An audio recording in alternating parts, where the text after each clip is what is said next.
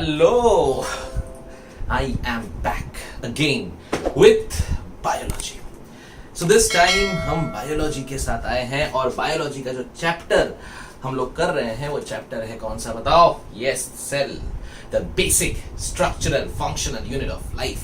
इसके पहले हमने दो वीडियोस की और दोनों वीडियोस में हमने सेल का इंट्रोडक्शन बताया, सेल के बारे में बताया, साइंटिस्ट्स के बारे में बताया और आप सबको वो सारी चीजें याद भी होंगी, राइट? बहुत इंपॉर्टेंट है। और उसके बाद हमने थोड़ा सा प्रोकैरियोटिक सेल लिया था और प्रोकैरियोटिक सेल का जो सेल एनवेलप था हमने उसके बारे में बात की थी। If you remember, cell envelope of a prokaryotic cell is made up of 3 parts. Remember, glycocalyx, cell wall and cell membrane. हमने इन तीनों के बारे में बात की थी। ग्लाइकोकैलिक्स दो टाइप का था, इफ यू रिमेंबर, है ना, एक स्लाइम और एक कैप्सूल, ठीक है, जो अटैचमेंट में हेल्प करता है, stickiness, adherence, remember that. And then हमने पढ़ा सेल वॉल। ओहो, सेल वॉल हमने पढ़ा था और सेल वॉल के अंदर हमने पढ़ा था कि सेल वॉल किससे बना होता है, इफ यू रिमेंबर, पेप्टिडोग्लाइकन, जो कि 3 चीजों से बनी हुई है, रिमेंबर दैट। एक था नाग, एक था नाम और एक था DAP. N acetyl glucosamine, N acetyl muramic acid and diamino peptide, okay, या diamino pimelic acid, right? NAG, NAM, DAP. तो ये सारी चीजें अपनी हो गई थी और आज हम आगे बढ़ेंगे प्रोकैरियोटिक सेल स्ट्रक्चर के बारे में। सारी चीजें आज इस वीडियो में कंप्लीट करेंगे। So let's start with prokaryotes, prokaryotic cell structures. Pro माने मैंने बोला प्रिमिटिव, पुराने, और कैरियन माने न्यूक्लियस, तो पुराना, पहले जमाने का। ये इवॉल्व हुआ है और बना है आज के जमाने का यूकैरियोटिक, हम और आप, ठीक है? So prokaryotic, now what is prokaryotic cell? हमने देखा था प्रोकैरियोटिक सेल के बारे में बहुत सारी चीजें की थी। हमने पढ़ा था सेल एनवेलप, रिमेंबर दैट, जिसमें हमने पढ़ा पहला ग्लाइकोकैलिक्स, फिर हमने पढ़ा सेल वॉल और फिर हमने पढ़ा सेल मेम्ब्रेन, जो कि लिपिड लेयर से बना होता है, सिलेक्टिव मेम्ब्रेन। ओके, सो यहां पे एक चीज पढ़नी है जो बहुत इंपॉर्टेंट है, very very very very important. भैया ये बंदा आया था बहुत सालों पहले, in the year 1884, Christian gram. Okay, now इसने बायोलॉजी में एक इतना बड़ा काम किया है 1884 में। Christian gram, he is a scientist. तो ये बहुत बड़ा साइंटिस्ट था क्योंकि उन्होंने क्या किया था, उन्होंने एक स्टेन करने का प्रोसीजर निकाला था, क्योंकि इतने सारे बैक्टीरियाज थे, हम उनको अलग अलग कैसे करें यार? करोड़ों बैक्टीरिया, उनमें से कुछ तो हो कि भैया कोई कैरेक्टरिस्टिक हो जहां पे तुम ये बता सको चलो ये बैक्टीरिया अलग और ये बैक्टीरिया अलग। ये बताने के लिए मिस्टर ग्राम ने की Gram staining. Yes my dear students, very important and very famous Gram staining. Okay, so it's one of the most important part in biology, because अगर ग्राम स्टेनिंग नहीं होती थी तो बैक्टीरिया को स्टडी करना, पढ़ना बहुत मुश्किल होता था। तो कैसे किया मिस्टर ग्राम ने ग्राम स्टेनिंग? सबसे पहले उन्होंने लिया बैक्टीरिया को लिया और लेके उसको सबसे पहले स्टेन किया with a crystal violet stain. Crystal violet stain से इसको पहले उन्होंने स्टेन किया। अब जब क्रिस्टल वायलेट स्टेन स्टेन किया, ये है weekly alkaline. This is weakly alkaline, मतलब बहुत बेसिक एक चीज है। वीकली अल्कलाइन एक सोल्यूशन उन्होंने लिया। नाउ ये जो है ये उसका जो बेसिक कैरेक्टरिस्टिक है काफी वीक है, तो क्रिस्टल वायलेट स्टेन उन्होंने यूज किया और करके जब सारे बैक्टीरिया को स्टेन कर दिया विद द वायलेट स्टेन, तो सोचो क्या हुआ होगा? सोचो। अब मैंने सारे बैक्टीरिया ले लिए और सबको मैंने violet stain which is weakly alkaline, उससे सबको स्टेन कर दिया। मुझे क्या दिखा? मुझे दिखे सारे के सारे बैक्टीरिया पर्पल, या आप बोल सकते हो ब्लू कलर के आ गए। सारे बैक्टीरिया जो है वो मेरे ब्लू कलर, पर्पल छोड़ते हैं, ब्लू लिख लेते हैं, तो ब्लू कलर के सारे आ गए, ब्लू वायलेट कलर के सारे बैक्टीरिया आ गए। अब बोले क्या हो गया? अब क्या करें? अब उन्होंने क्या किया, यहां से रास्ता थोड़ा सा चेंज किया और इन सारे बैक्टीरियाज को दिया 0.5% आयोडीन सोल्यूशन। 0.5% आयोडीन सोल्यूशन जब इन सारे स्टेन्ड बैक्टीरियाज को दिया गया और उसके बाद उसको किया गया wash first with water then with alcohol। इस प्रोसीजर के बाद सबसे पहले बैक्टीरिया लिए गए, बैक्टीरिया क्रिस्टल वायलेट दिया गया और उन्होंने सारे के सारे बैक्टीरिया जो थे वो ब्लू कलर के हो गए थे, उनको 0.5% आयोडीन सोल्यूशन दिया गया, फिर वहां से उसको वॉश किया गया, पहले पानी से फिर अल्कोहल से, ठीक है। और उसके बाद उनको रिजल्ट मिले। There are some bacteria जिनका कलर अभी भी ब्लूइश था, यानी कि वो स्टेन्ड थे, पर दूसरे प्रकार के जो बैक्टीरिया थे उन लोग के पास नो स्टेन था। They do not have any stain। उनका जो बैक्टीरिया कलर था वो कलर ब्लू नहीं था, it's a normal colour, right. So इसको बोला गया ग्राम पॉजिटिव और इसको बोला गया ग्राम निगेटिव, ठीक है। तो इस तरह से पहली बार दुनिया में जितने बैक्टीरिया थे इतने सारे बैक्टीरिया को डिवाइड किया गया दो पार्ट में, आधे ग्राम पॉजिटिव बैक्टीरिया और थोड़े ग्राम निगेटिव बैक्टीरिया।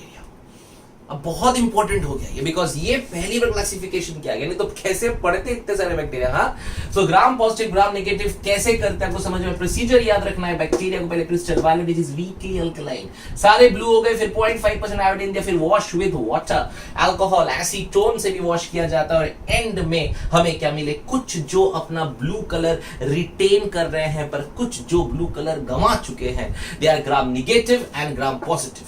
अब Gram negative Gram positive bacteria को ध्यान से माइक्रोस्कोप के अंदर पढ़ा गया, देखा गया कि ग्राम पॉजिटिव में क्यों स्टेन रह गया, ग्राम निगेटिव में क्यों स्टेन नहीं रहा। Okay, so let's see the differences और the characteristic of gram negative and gram positive bacteria. So there is gram positive and there is gram negative. So gram positive bacteria सबसे पहला, it retains the color, it does not retain the stain, ये तो हमें पता ही है। पर एक खास बात देखी गई, ग्राम पॉजिटिव में लिपिड कंटेंट, लिपिड किधर था, plasma membrane, lipid content was low. So gram positive में लिपिड कंटेंट कम पाया एंड ग्राम निगेटिव में लिपिड कंटेंट वाज हाई। इसका मतलब क्या निकला कि जो लिपिड था वो प्लाज्मा मेम्ब्रेन में था और वो लिपिड ने एसीटोन या फिर अल्कोहल के साथ मिलके सारे स्टेन को वॉश आउट कर दिया। समझ में आ रहा है। सो ग्राम निगेटिव में लिपिड्स ज्यादा मिलते हैं, ग्राम पॉजिटिव में लिपिड्स कम मिलते हैं। लेकिन ठीक इसका उल्टा पाया गया म्यूरिन। अगर आपको याद होगा पेप्टिडोग्लाइकन याद है, सेल वॉल, हाँ, सो म्यूरिन यहां पे हाई था और म्यूरिन यहां पे लो था। So Gram negative has low murein content, Gram positive has high murein content. Basically क्या हो गया कि प्लाज्मा मेम्ब्रेन का जो लिपिड्स था, वो लिपिड्स जहां पे ज्यादा था उन्होंने स्टेन को वॉश आउट कर दिया, करके ये ग्राम निगेटिव वालों में स्टेन नहीं रहा। और लेकिन जो ग्राम निगेटिव थे उनका म्यूरिन मतलब सेल वॉल पे पेप्टिडोग्लाइकन और म्यूरिन जो कंटेंट था वो कम है और यहां पे क्या है, वो हाई। एक और चीज जो बहुत इंटरेस्टिंग थी, वो एक एसिड पाई गई ग्राम पॉजिटिव में which is called teichoic acid. ठीक है, so in Gram positive bacterias the cell wall contains teichoic acid. Teichoic acid किसके अंदर पाया जाता है, इन सेल वॉल, एंड यहां पे definitely teichoic acid was absent. तो ये तीन मेन कैरेक्टरिस्टिक आपको दिमाग में रखने हैं। पहली बात तो ग्राम नेगेटिव में लिपिड कंटेंट काफी ज्यादा था। समझे क्यों?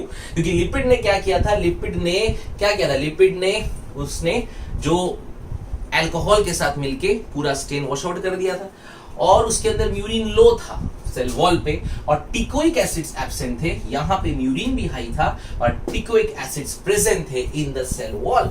वाओ, सो नाउ व्हाट, सबसे इंपॉर्टेंट ये जिसने हमको इतना हेल्प किया बायोलॉजी में, the gram positive bacterias, they are susceptible to antibiotics. Okay, इसका मतलब क्या? इसका मतलब यह है कि ग्राम पॉजिटिव बैक्टीरिया अगर तुमको अटैक किया है या कहीं पर भी है, उसको अगर हम एंटीबायोटिक देते हैं तो वो मर सकते हैं, वो मर जाते हैं। लेकिन ग्राम निगेटिव बैक्टीरिया जो होते हैं, they are resistant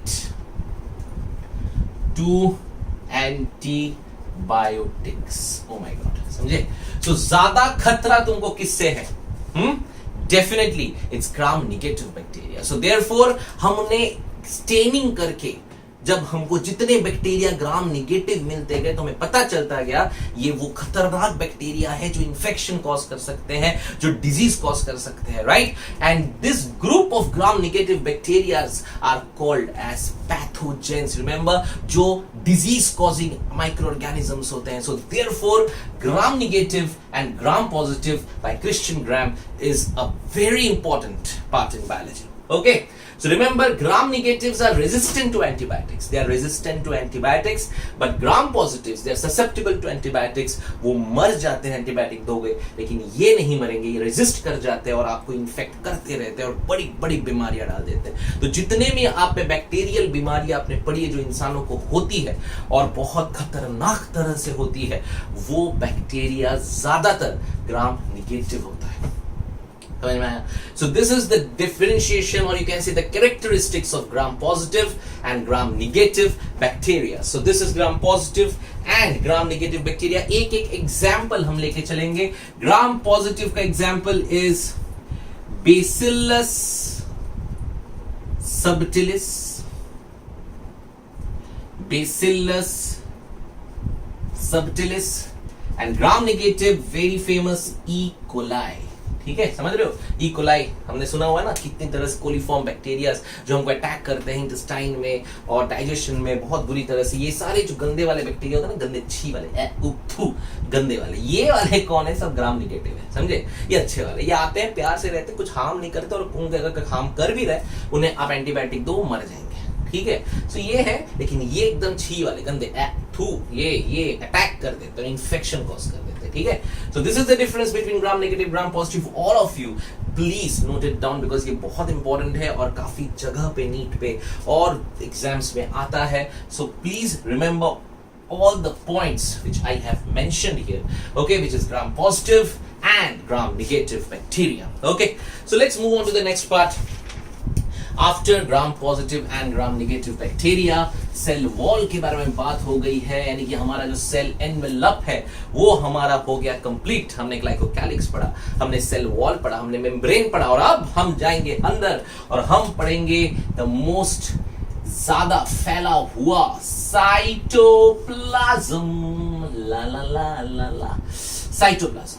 okay guys, cytoplasm. अब साइटोप्लाज्म के नाम में ही क्या है? साइटो माने सेल, प्लाज्म माने फ्लूइड, मतलब सेल का पानी, सेल्यूलर फ्लूइड। तो जो पानी है प्रोकैरियोटिक सेल के अंदर, पूरा पानी, मतलब या the plasma you can say, which has many things in it, right? That's called cytoplasm. It's very important. Cytoplasm के अंदर क्या क्या रहेगा भैया? देखते हैं। सबसे पहला होता है, इट इज ग्रैन्युलर। आहा, what is granular sir? Granular मतलब होता है ग्रैन्यूल। अरे छोटे छोटे छोटे छोटे छोटे छोटे छोटे छोटे छोटे छोटे छोटे छोटे ग्रैन्यूल्स। ठीक है, तो ये जो ग्रैन्यूल्स होते हैं, ये क्या होते हैं? ये राइबोसोम्स के जो ग्रैन्यूल्स होते हैं ना, ये भर भर के होते हैं इसमें, यानी ग्रैन्यूल्स ऑफ राइबोसोम। हमने पढ़ा था ना कि ये प्रोकैरियोटिक के अंदर एक ही ऑर्गेनल होता है जो कॉमन है यूकैरियोटिक प्रोकैरियोटिक में, व्हिच इज राइबोसोम। तो छोटे छोटे छोटे छोटे छोटे छोटे छोटे छोटे पूरे, तुम सोचो ना, पानी के अंदर छोटे छोटे छोटे छोटे छोटे छोटे बहुत सारे, that are granules. So therefore there are granular cytoplasm. तो प्रोकैरियोटिक साइटोप्लाज्म के अंदर राइबोसोम के बहुत सारे छोटे छोटे ग्रैन्यूल्स होते हैं। Next, very important, cytoplasmic streaming is absent. Remember this, जितने यूकैरियोटिक और कॉम्प्लेक्स और बड़े वाले मल्टीसेलुलर फंक्शंस हैं या यूकैरियोटिक सेल्स होती है, जिनके अंदर ना क्या होता है, साइटोप्लाज्म ना गोल गोल गोल गोल घूमता रहता है, समझ आ रहा है क्या? ऐसा जुप जुप जुप जुप जुप जुप जुप जुप। अब जब घूमेगा तो क्या होगा? काहे घुमा रहा है उसको है? वो जब घूमेगा तो उसके अंदर के जो पार्टिकल्स, उसके अंदर में जो न्यूट्रिएंट्स है, प्रोटीन है, कार्बोहाइड्रेट, जो कुछ भी है जो बन रहा है, वो सब ट्रांसपोर्ट होने में हेल्प कर लेता है। समझा? ओके, इसके लिए cytoplasmic streaming is a very important thing in eukaryotes, but in prokaryote भैया इसमें है ही क्या? कछु नहीं, एक सेल है बेचारा पुराना, अंदर कुछ नहीं है, ठीक है? एक राइबोसोम लेके बैठा है बस, और क्या? तो इसको जरूरत नहीं है, समझे? तो साइटोप्लाज्मिक स्ट्रीमिंग जो है टोटली एब्सेंट है किसमें? प्रोकैरियोटिक साइटोप्लाज्म में, जरूर याद रखना। और एक चीज जो इसमें नहीं पाई जाती वो है sap vacuoles. What are sap vacuoles? Sap vacuoles basically क्या होता है? जब यूकैरियोटिक सेल हम पढ़ेंगे तो सैप मतलब होता है न्यूट्रिएंट, मतलब होता है कि उसके अंदर का जो भी उसका कंटेंट है, न्यूट्रिएंट है, वो स्टोर होता है इन वैक्यूल्स में, ठीक है? Therefore they are called sap vacuoles. तो सैप वैक्यूल्स जो होते हैं साइटोप्लाज्म में, अगेन दे आर एब्सेंट। तो sap vacuoles are absent, very important point. तो cytoplasm is granular because of ribosomes. Cytoplasmic streaming is totally absent. Sap vacuoles जो है, जो कि मेजर बॉडीज होती हैं in eukaryotic cell cytoplasm, because they contain nutrients, they store things, okay, they are also absent. So cytoplasm के बारे में 3 बातें आपको अच्छे से याद रखनी है, ठीक है? Now let's move on to the next part. Cytoplasm के अंदर एक चीज और होती है which is very very very important, and that's called mesosomes. Remember mesosomes. Now what is mesosomes? याद करो, मीसोसोम्स था जो तुम्हारा ये सेल स्ट्रक्चर था, ये प्लाज्मा मेम्ब्रेन के यहां से ये स्ट्रक्चर्स बाहर आए थे, ठीक है? From the plasma membrane there are some structures, और आई कैन से इनग्रोथ्स। ये इस तरह के इनग्रोथ्स in the cytoplasm from the plasma membrane, right? So ये जो मैंने बनाया है, this is called mesosome. Now this is one of the most special characteristic of a prokaryotic cell, because this is one of the most important thing जो इसको अलग करती है यूकैरियोटिक सेल से और बहुत सारे सेल से, कि इसके प्लाज्मा मेम्ब्रेन से एक इनग्रोथ आता है अंदर साइटोप्लाज्म में, राइट? और उस इनग्रोथ का नाम होता है mesosome. So what are mesosomes? They are what? Mesosomes are, remember always, they are in growth from plasma membrane. Remember, so what are mesosomes? They are the ingrowth from the plasma membrane into the cytoplasm, okay? And they are made up of 3 types or 3 part. Number 1 is tubules, number 2 is vesicle, and we can say tubules, vesicles and lamellae. Now what are these? ठीक है, देखो, tubules है, tube like structure दिख रहा है, ये हो गया ट्यूब्यूल, ठीक है, लंबे लंबे जो ट्यूब लाइक स्ट्रक्चर है। ये हो गए वेसिकल्स जो गोल गोल थोड़े से होते हैं, ठीक है? एंड अंदर में ना ये ऐसे सब ऐसे कनेक्टेड है, थोड़े से sheet, plain sheet like structures, हम उनको बोलते हैं लैमेल्ले। तो मीसोसोम में 3 चीजें हो गई, याद रखो, ठीक है? मीसोसोम बढ़िया इंपॉर्टेंट चीज है, याद रखना है। What is mesosome? It is the ingrowth from the plasma membrane to the cytoplasm, and it has 3 parts. Number 1 tubules, number 2 vesicles and lamellae. So we have tubules, we have vesicles and we have lamellae, जो कि mesosomes को define करता है, mesosomes के अंदर रहता है। So now what? So now ingrowth from plasma membrane which are consists of tubules, vesicles and lamellae. ये mesosome का काम क्या है? What is the function? क्यों है ये? Why? What is the requirement? Okay, so इनका function है और बहुत सारा है। Number 1, they helps in formation of cell wall, ठीक है? ये प्लाज्मा मेम्ब्रेन से निकलते हैं, पर ये हेल्प करते हैं क्या बनाने के लिए? सेल वॉल, जो कि प्लाज्मा मेम्ब्रेन के ऊपर था, याद आ रहा है? ठीक है? तो सेल वॉल के फॉर्मेशन के लिए ये हेल्प करते हैं। Next, they also helps in replication of nucleoid or we can say DNA. Now they are attached to DNA. In some bacteria ये जो mesosomes होते हैं they are attached to DNA or we can say the nucleoid, and जब ये nucleoid replicate करता है तो ये help करता है उसके replication में. So again very important, they helps in formation of cell wall, they helps in replication of nucleoid, and जैसे कि आप देख रहे हो plasma membrane खुद ingrow हो गया, so it increases the surface area of plasma membrane. समझ गए? क्योंकि वो ऐसा आके इंग्रो कर गया ना अंदर की तरफ, सो इसने प्लाज्मा मेम्ब्रेन का सरफेस एरिया इंक्रीज कर दिया. सो देयरफॉर क्या क्या इंक्रीज हो गया, उसके साथ उसका रेस्पिरेशन एंड ट्रांसपोर्ट, ये सारी चीजें इंक्रीज हो गई बिकॉज ऑफ मीसोसोम्स. तो this is the most important structure in prokaryotes which are called as mesosomes. You can make this as like this. Okay, so this is cell wall and there is plasma membrane. ये plasma membrane के अंदर से ingrow हुआ है और कहाँ चला गया है, साइटोप्लाज्म तक. कुछ बैक्टीरिया में they are even attached to nucleoid, the genetic material, the circular DNA, and very important, mesosomes जो होते हैं वो 3 टाइप में डिवाइड होते हैं, मतलब 3 प्रकार से उनका स्ट्रक्चर बनाया हुआ है, एक ट्यूब्यूल, एक वेसिकल और एक lamellae. And they helps in formation of cell wall, they helps in replication and they increase the surface area of the plasma membrane which in turn helps in respiration and transport. ठीक है, इनके अलावा okay मैं यहाँ पे cytoplasm को मिटा देता हूं. ठीक है, इनके अलावा इन सम बैक्टीरियाज क्या होता है कि मीसोसोम्स के अलावा भी कुछ स्ट्रक्चर्स जो हैं वो बाहर निकल के आ जाए. ठीक है, तो for example we will take cyanobacteria which is blue green algae.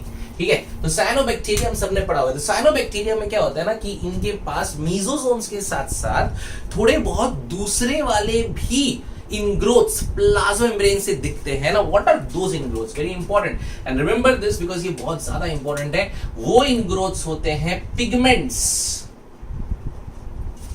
Called as chromatophores. Remember this. ठीक है, सो वो जो इनग्रोथ हो रहे हैं which are other than mesosomes, they are what, they are nothing but they are pigments called chromatophores. और ये chromatophores के अंदर जो पिगमेंट पाए जाते हैं इन cyanobacteria is chlorophyll a and carotenoids.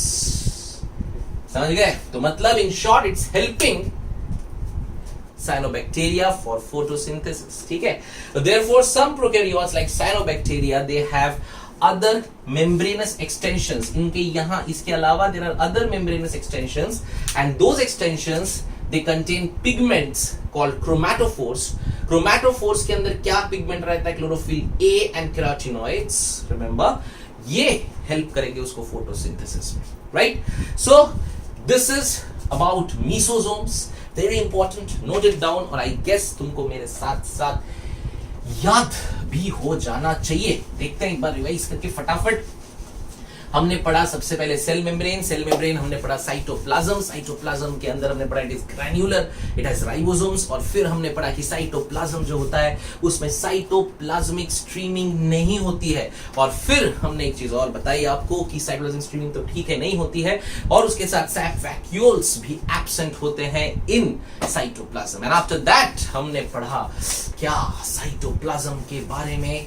उसके बाद हम गए कि साइटोप्लाज्म के अंदर there are ingrowths from the plasma membrane and which are called as mesosomes. Perfect. And ये जो mesosomes होते हैं what they do increase the surface area of the plasma membrane, जिसकी वजह से respiration और transport में help हो जाता है. They help in replication of the nucleoid, the DNA, and they help in the formation of cell wall. Perfect. क्या बात है. And सबसे ज्यादा इंपॉर्टेंट याद रखिए, in some bacteria like cyanobacteria वहां पे other than this mesosome कुछ और membranous extensions आ जाते हैं, और उन extensions को हम लोग बोलते हैं chromatophores because वो कलर भी देते हैं. therefore they are pigments called chromatophores. and कुछ pigments जो cyanobacteria में पाया जाता है which are chlorophyll A and carotenoids. Okay, समझ में आया? इसी की वजह से साइनोबैक्टीरिया फोटोसिंथेसिस के लिए इवॉल्व हो रहा है या हुआ है। ओके, सो देयरफॉर इस तरह से मीसोजोम एक बहुत इंपॉर्टेंट रोल प्ले करता है इन प्रोकैरियोटिक ऑर्गेनिज्म। ठीक है, सो गाइस इस वीडियो में यहीं तक। ओके, नेक्स्ट वीडियो में प्रोकैरियोट के जो और बाकी कैरेक्टरिस्टिक, उसका डीएनए, उसका यू कैन से मोटिलिटी, उसका डीएनए, उसका राइबोसोम्स, एवरीथिंग, ऑल सारी चीजें हम खत्म करेंगे नेक्स्ट वीडियो में। सो गाइस देखते रहो और पढ़ते रहो और खूब मेहनत करते रहो और मेरे साथ याद करते रहो। ओके।